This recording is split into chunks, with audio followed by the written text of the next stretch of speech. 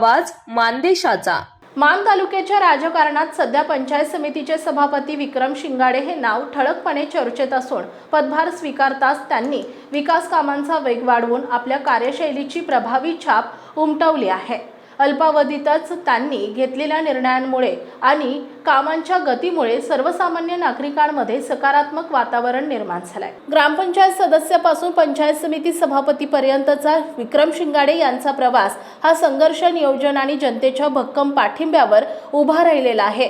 कमी कालावधीत त्यांनी राजकारणात स्वतःचं स्वतंत्र स्थान निर्माण करत नेतृत्वाची ताकद सिद्ध केली असून त्यांच्या कार्यपद्धतीकडे आदर्श म्हणून पाहिले जाते। मान तालुक्यात रस्ते, पाणीपुरवठा, शासकीय योजना आदी विविध क्षेत्रात कामांना वेग मिळाल्याचं चित्र आहे। अनेक वर्ष प्रलंबित असलेली कामे मार्गी लागत असून हजारो नागरिकांना योजनांचा लाभ मिळू लागलाय। विकास दिसत नाही अशी टीका करणाऱ्यांनी वस्तुस्थिती पाहावी अशी भावना स्थानिक पातळीवर व्यक्त होतीये। दरम्यान सभापतीपदी निवड झाल्यानंतर गावोगावी शिंगाडे यांच्या सन्मानार्थ सत्कार सोहळ्यांची मालिका सुरू आहे।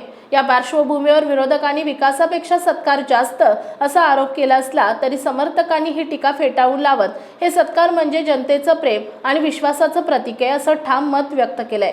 विक्रम शिंगाडे यांनी यापूर्वीही विविध जबाबदाऱ्या यशस्वीपणे पार पाडल्यात। मान तालुका राष्ट्रवादी युवक काँग्रेसचे तालुका अध्यक्ष म्हणून त्यांनी संघटन बळकट करण्याचं काम केलं। तसेच सोसायटी संचालक, ग्रामपंचायत सदस्य आणि सरपंच या पदांवर कार्यरत राहून गाव पातळीवरील विकासाला चालना दिली आहे। या सर्व अनुभवाच्या जोरावरच त्यांनी आजच्या नेतृत्वाची भक्कम पायाभरणी केली असल्याचं मानलं जात आहे। एकूणच सध्याच्या घडीला मान तालुक्याचे लक्ष विक्रम शिंगाडे यांच्या पुढील कामगिरीकडे लागलं असून त्यांच्या नेतृत्वाखाली विकासाचा वेग अधिक वाढेल असा विश्वास नागरिकांमध्ये व्यक्त होतोय।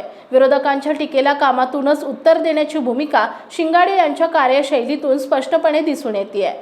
मानसोफेर न्यूज संपादक बापूसाहेब मिसाळ, वरकुटे, मलवडी। आपल्या जिल्ह्यातील, तालुक्यातील लेटेस्ट बातम्या पाहण्यासाठी आजच मानसोफेर न्यूज चॅनलला YouTube वर सबस्क्राइब करा आणि बेल आयकॉन प्रेस करा।